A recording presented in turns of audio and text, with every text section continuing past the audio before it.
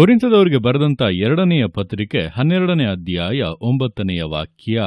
ನನ್ನ ಕೃಪೆಯ ನಿನಗೆ ಸಾಕು, ಬಲಹೀನತೆಯಲ್ಲಿಯೇ ಬಲವು ಪೂರ್ಣ ಸಾಧಕವಾಗುತ್ತದೆ.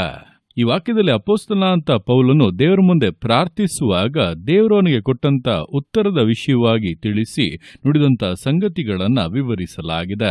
ನೋಡುವಂಥ ಸಮಯದಲ್ಲಿ ಆ ದಿವಸಗಳಲ್ಲಿ ಪೌಲನ ಶರೀರದಲ್ಲಿ ಒಂದು ಶೂಲ ಹೊಕ್ಕಂತೆ ಆಗಿ ಅವನೊಂದು ಬಾಧೆಯಲ್ಲಿ ಇರುವಾಗ ದೇವರ ಮುಂದೆ ಪ್ರಾರ್ಥಿಸುವವನಾಗಿ ದೇವರೇ ಇದನ್ನು ನನ್ನಿಂದ ತೆಗೆದು ಬಿಡೆಂಬುದಾಗಿ ಕೇಳಿಕೊಳ್ಳುವಾಗ ದೇವರಾದರೂ ಅವನು ಕೇಳಿಕೊಂಡಂತೆ ಮಾಡದೆ ಅದಕ್ಕೆ ಬದಲಾಗಿ ಈ ರೀತಿ ಉತ್ತರಿಸುತ್ತಾ ಇದ್ದಾರೆ, ನನ್ನ ಕೃಪೆಯ ನಿನಗೆ ಸಾಕು, ಬಲಹೀನತೆಯಲ್ಲಿಯೇ ಬಲವು ಪೂರ್ಣ ಸಾಧಕವಾಗುತ್ತದೆ ಎಂಬುದಾಗಿ. ಅಂದ್ರೆ ನಿನ್ನಲ್ಲಿ ಒಂದು ಬಲಹೀನತೆ ಬರುವಾಗ ನನ್ನ ಕೃಪೆಯನ್ನ ಆಶ್ರಯಿಸಿಕೋ, ಆಗ ಬಲಹೀನತೆಯಿಂದ ಯಾವುದೇ ಪರಿಣಾಮಗಳು, ಯಾವುದೇ ಕೇಡುಗಳು, ಯಾವುದೇ ನಷ್ಟಗಳು, ನಾಶನಗಳು ಉಂಟಾಗದೇ ಇರುವಂತೆ ನಾನು ಆ ಬಲಹೀನತೆ ಇದ್ದರೂ ಕೂಡ ನಿನ್ನನ್ನು ಉಪಯೋಗಿಸುತ್ತೇನೆ, ಆಶೀರ್ವದಿಸುತ್ತೇನೆ, ಸಮೃದ್ಧಿಯಾಗಿಯೇ ನಡೆಸುತ್ತೇನೆಂಬುದಾಗಿ ನುಡಿಯುತ್ತಾ ಇದ್ದಾರೆ.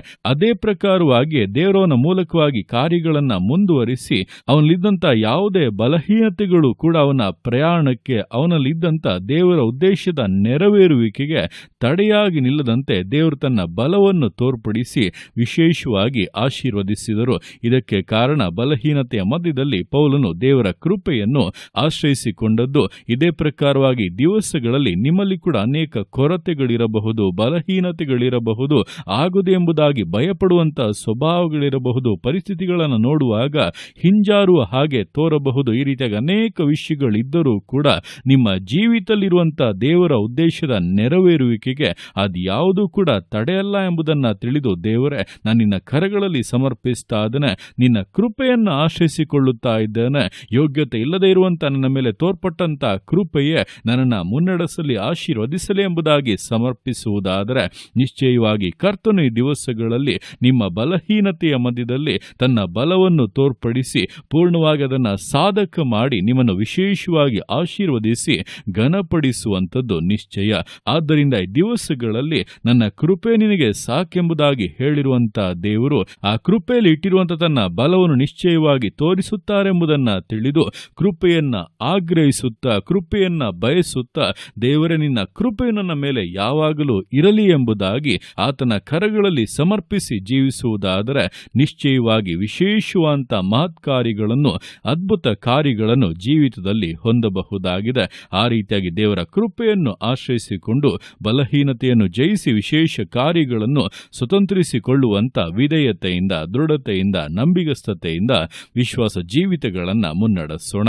ದೇವರ ಕರಗಳಲ್ಲಿ ಸಮರ್ಪಿಸಿ ಪ್ರಾರ್ಥಿಸೋಣ. ಯೇಸುವೆ ಸ್ತೋತ್ರ ರಾಜ, ಕೊಟ್ಟಂತ ಈ ದಿವಸಕ್ಕೋಸ್ಕರ ಸ್ತೋತ್ರ ಕರ್ತನೆ. ಈ ದಿವಸ ನಿನ್ನ ಕರಗಳಲ್ಲಿ ಸಮರ್ಪಿಸ್ತೇನೆ. ಪ್ರತಿಯೊಂದು ಜೀವಿತಗಳನ್ನು ನೀನು ಆಳ್ವಿಕೆ ಮಾಡು, ಬಲಪಡಿಸು ಕರ್ತನೆ. ಹೌದಪ್ಪ, ದಿವಸಗಳು ನೀನು ಪೌಲನಿಗೆ ಹೇಳಿದಂತೆ ನನ್ನ ಕೃಪೆ ನಿನಗೆ ಸಾಕು, ಬಲಹೀನತೆಯಲ್ಲಿಯೇ ಬಲವು ಪೂರ್ಣ ಸಾಧಕವಾಗುತ್ತದೆ.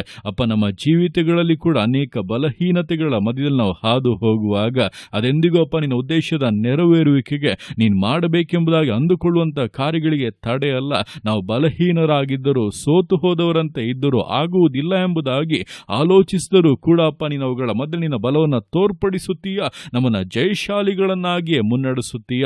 ಅದನ್ನು ನಂಬಿ ಕರ್ತನೆ ನಿನಗೆ ಸ್ತೋತ್ರಗಳನ್ನು ಸಮರ್ಪಿಸ್ತಾ ಇದ್ದೇವೆ.